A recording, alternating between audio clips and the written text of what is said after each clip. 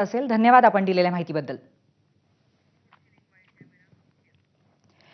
राज्यभरात गाजणाऱ्या सरपंच संतोष देशमुख हत्या प्रकरणातील पहिली सुनावणी आज केस सत्र न्यायालयामध्ये होणार आहे.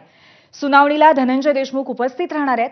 आजच्या सुनावणीला विशेष सरकारी वकील उज्ज्वल निकम प्रकृतीच्या कारणामुळे उपस्थित राहणार नाहीत.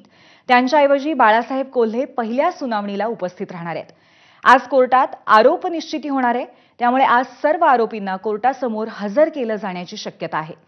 मात्र कायदा सुव्यवस्थेचा मुद्दाही महत्त्वाचा असल्यामुळे पोलीस ऑनलाईन पेशीचाही विचार करतायत. दरम्यान तपास यंत्रणांनी 164 साक्षीदारांचे जबाब घेतलेत आणि त्यांची ओळख गुप्त ठेवण्यात आली आहे. दरम्यान खंडणी प्रकरणातील आरोपी वाल्मिक कराड न्यायालयात जामीन अर्ज दाखल करण्याची शक्यता आहे.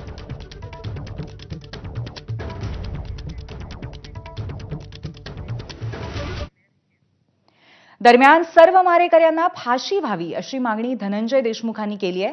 पाहुयात त्यांच्याशी एक्सक्लुझिव्ह बातचीत. हत्या प्रकरणाची पहिली सुनावणी म्हणजे चार्जशीट दाखल झाल्यानंतरची पहिली सुनावणी ही केस जिल्हा सत्र न्यायालयामध्ये होणार आहे आणि या सुनावणीला स्वतः धनंजय देशमुख सुद्धा उपस्थित राहणार आहेत. काय असणार आहे सुनावणी? कारण आपल्याला माहिती आहे की 80 दिवसामध्ये सीआयडीने तपास पूर्ण केल्यानंतर जवळपास 1600 पानाचं चार्जशीट हे कोर्टामध्ये दाखल करण्यात आलंय. काही बाबी ज्या कॉन्फिडेन्शियल होत्या, महत्त्वाचे जबाब होते, याची जरी पूर्तता झालेली नसली तरी पूर्ण चार्जशीट आज कोर्टामध्ये जमा झालाय. स्वतः धनंजय देशमुख आपल्यासोबत आहेत. मला सांगा की पहिल्या सुनावणीला आपण स्वतः हजर राहणार? हां, मी हजर राहणार आहे. स्वतः मी जातोय आणि काही गावकरी आहेत, पण मी स्वतः आज निघत आहे. पण खरं तर ही पहिली वेळ आहे की आपण इतक्या दिवस कोर्टामध्ये अनेक गोष्टी झाल्या, म्हणजे पण आपण त्यापासून दूर राहिलात, पण आज आपण स्वतः जात आहे. नाही, आता सगळे ही गोष्ट न्यायप्रविष्ट आहे आणि त्या न्यायप्रविष्ट सगळ्या ज्या बाबी आहेत त्या काही जाणून घेण्यासाठी आपल्याला जाणं पण आवश्यक आहे आणि आम्ही त्या दृष्टिकोनातून जात आहोत. पण काय माहिती मिळते की कशा प्रकारे सीआयडीचा हा तपास पूर्ण झाला आहे? चार्जशीट आपण काही गोष्टी आपल्यासमोर पण आल्या होत्या की सीआयडीने जे याच्यामध्ये तपास केला आहे तो कसा होता असं वाटतं आपल्याला, आणि तो कोर्टासमोर आल्यानंतर काय होईल? नाही, त्यांना आम्ही वेळोवेळी विनंती करायचो की हा जो तपास आहे तो